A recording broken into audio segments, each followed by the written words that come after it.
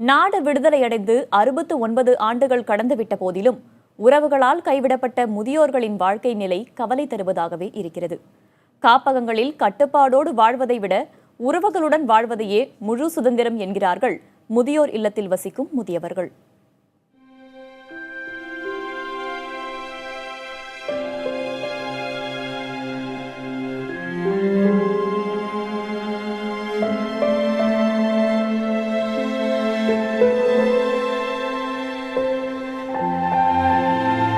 பெற்ற பிள்ளைகளாலும் உறவுகளாலும் கைவிடப்பட்டு காப்பகங்களில் சேர்க்கப்படும் முதியவர்களின் வாழ்க்கை தனிமையுடனேயே நகர்ந்து கொண்டிருக்கிறது.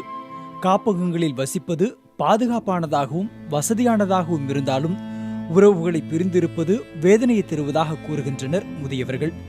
ஆசை ஆசையாய் பெற்றெடுத்து பார்த்து பார்த்து வளர்த்த பிள்ளைகள் வாழ்வின் இறுதி காலங்களில் தங்களை பராமரிக்கவில்லை என்றாலும் புறக்கணிக்காமல் இருந்தாலே போதும் என்கின்றனர் இவர்கள்.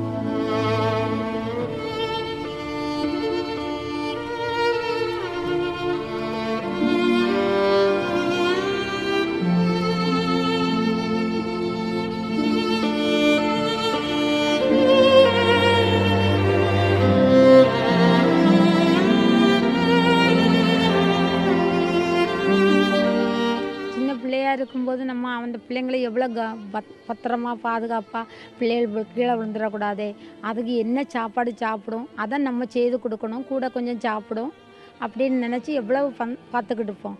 அதே மாதிரி அவங்க நம்ம வயசான காலத்தில் அவங்க அப்படி பார்க்கணும். அப்படி தான் நம்ம பிள்ளைகளை பெறுதோம்.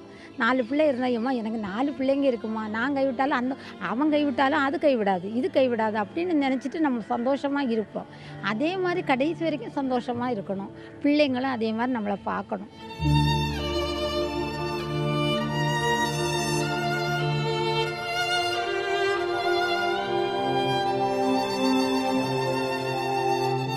முதிர் வயதை அடையும் போது அன்றாட வாழ்வில் ஏற்படும் மனக்கசப்புகளுடன் உறவுகள் மத்தியில் வாழ்வதை விட காப்பகங்களில் வாழ்வதே நிம்மதியாக இருப்பதாக சிலர் கூறுகின்றனர். பல்வேறு தியாகங்களை செய்து பிள்ளைகளுக்காகவே வாழ்ந்த தங்கள் மீது குறைந்தபட்ச அன்பு செலுத்தி இறுதி நாட்களில் அரவணைப்போடு பார்த்து கொண்டாலே போதும் என தெரிவிக்கின்றனர். இங்கே இருக்க வரைக்கும் நல்ல பாதுகாப்பு. ஏற்கனவே காந்தி சுதந்திரம் வாங்கி கொடுத்தாரு, பொம்பளைலாம் நடக்க முடியாது ரோட்டில். இப்போ பண்ணுது அநியாயம், குடியாரங்க பண்ணுது. என்ன இந்த இடத்துல எங்களுக்கு அமைதியாக இருக்குது. இங்கே இருக்கவங்களுக்கு நல்ல முறையில் இருக்கும். படுக்க ஒரு இடம், நல்ல உணவு கேட்டியா, ஒரு துணிமணி, ஒரு இருக்க இடமும் அமைதியான இடம். இதுதான் சுதந்திரம் வயசானவங்களுக்கு.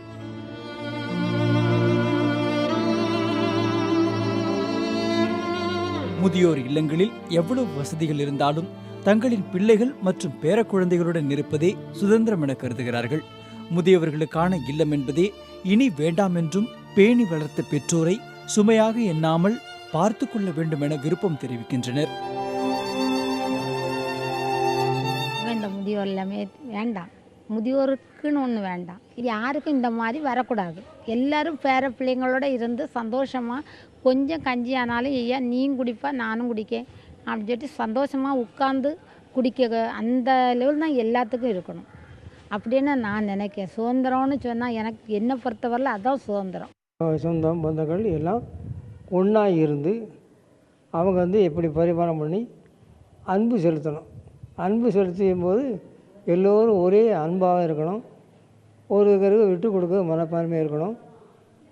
எப்போதும் நிலைத்திருக்கணும். அந்த அன்பு மாறாத இருக்கணும். அதுதான் சுதந்திரம். அந்த சுதந்திரத்தை எல்லாரும் பேடிக்கண்டு காத்துக்கொள்வதற்கு முயற்சி வேணும். முதியோர் இல்லங்கள் நிம்மதியையும் அமைதியையும் தந்தாலும் பிள்ளைகளால் மட்டுமே மனநிறைவு தர முடியும் என்பதே அனைவரின் கருத்தாக உள்ளது. ஒரு நேரம் என்றாலும் வீட்டிற்குள் உணவு, உறங்க சிறிய இடத்தை பெரிய மனம் கொண்டு வழங்கும் உறவுகளின் அரவணைப்பு, அன்பை மட்டுமே கொடுக்க தெரிந்த பேர குழந்தைகளுடன் அமையும் வாழ்க்கையே சுதந்திரம் என்கின்றனர் நம்மில் முன்னவர்கள். புதிய தலைமுறைக்காக ஒளிப்பதிவாளர் சங்கருடன் நெல்லையிலிருந்து ரேவதி.